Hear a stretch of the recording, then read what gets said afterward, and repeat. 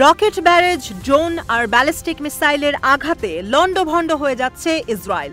কখনো সুড়ঙ্গ থেকে বের হয়ে ইসরায়েলি সেনাদের ওপর আক্রমণ চালিয়ে ফের সুড়ঙ্গে লুকিয়ে পড়ছে হামাস, কখনো উত্তরাঞ্চলের সীমান্তের ওপার থেকে শত মাইল অতিক্রম করে রকেট ও ব্যালিস্টিক ক্ষেপণাস্ত্র দিয়ে আঘাত করছে হিজবুল্লাহ, কখনো বা আকাশ প্রতিরক্ষার চোখ ফাঁকি দিয়ে ঢুকে পড়ছে ইরাকের বিধ্বংসী ড্রোন।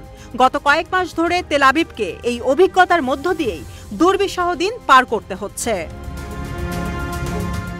প্রতিরোধ যোদ্ধাদের আক্রমণাত্মক এই পরিস্থিতিতে ক্ষণে ক্ষণেই জরুরি সাইরেন বেজে উঠছে ইসরায়েলে।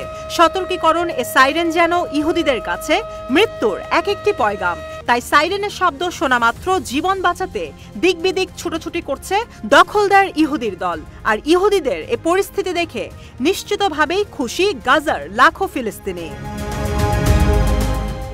যাদের রক্তের ওপর দাঁড়িয়ে গাজা দখলের পায়তারা করছে নেতানিয়াহু সরকার, তাদের প্রতিটি রক্তকণার শোধ নিতেই ইরানপন্থী প্রতিরোধ যোদ্ধারা আজ গলা চেপে ধরেছে জালিমদের।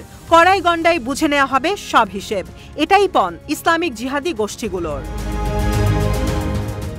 সেই উদ্দেশ্য সফলে শুক্রবার ইসরায়েলে নতুন করে হামলা চালিয়েছে লেবাননের সশস্ত্র গোষ্ঠী হিজবুল্লাহ।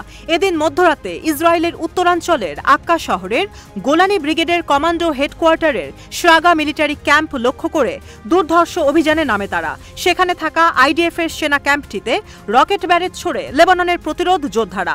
বিষয়টি নিশ্চিত করে খবর প্রকাশ করেছে লেবানন ভিত্তিক সংবাদ মাধ্যম আল মায়াদিন। খবরে বলা হয়, শুক্রবার সকালে লাব্বাইকা ইয়া নাসরুল্লাহ স্লোগানে ইসরায়েলের হাইফা বন্দর নগরীর তিরাত কার্মেল মিলিটারি বেজে আক্রমণ করে হিজবুল্লাহর সাহসী যোদ্ধারা। আধুনিক সব রকেট ব্যারেজের আঘাতে ঝাঁঝরা করে দেয় ওই অঞ্চল, যা হিজবুল্লাহর খাইবার সিরিজ অপারেশনের আওতাভুক্ত। বর্তমান পরিস্থিতিতে যে কোনো সময় যুদ্ধ পরিস্থিতি যে কোনো দিকে মোড় নিতে পারে। আমেরিকার প্রেসিডেন্ট ডোনাল্ড ট্রাম্প কবে শপথ নেবেন তার জন্য অপেক্ষা করবে না যুদ্ধক্ষেত্রের পরিণতি। এছাড়াও তার ভাষ্যমতে যুক্তরাষ্ট্রের সাহায্য ছাড়া ইসরায়েলের প্রধানমন্ত্রী বেনিয়ামিন নেতানিয়াহু দুর্বল ও এক পর্যায়ের পঙ্গু।